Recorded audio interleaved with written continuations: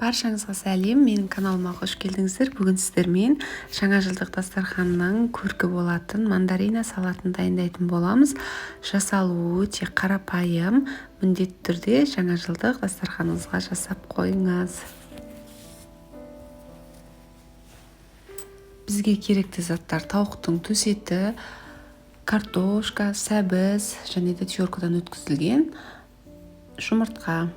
Терең ыдысымыздың ішіне ұсақтап туралған тауықтың төс етін, теркадан өткізілген піскен картошка және де жіңішке теркадан өткізілген жұмыртқа.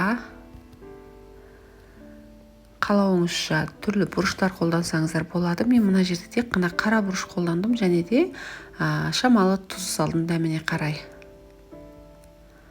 Қалауыңыз бойынша қаймақ қолдансаңыздар болады. Мен мына жерде майонез қолдандым. Салып толықтай араластыратын боламыз.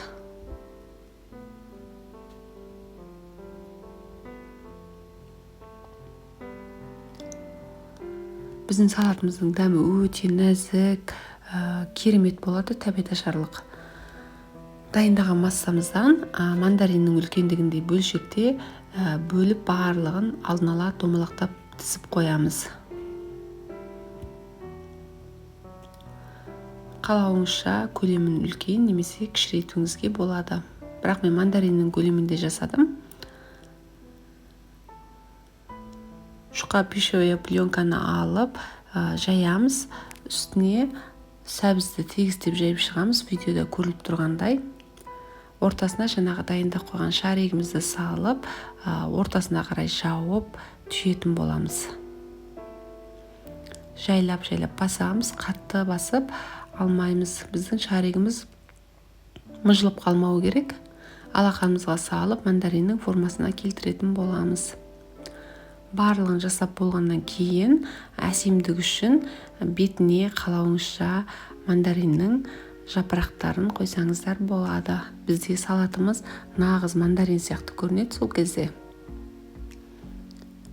Енді дәмі керемет болады. Міндетті түрде осы рецепт бойынша жасап, дастархандарыңызды жаңа жылда жайнатып қойсаңыздар болады.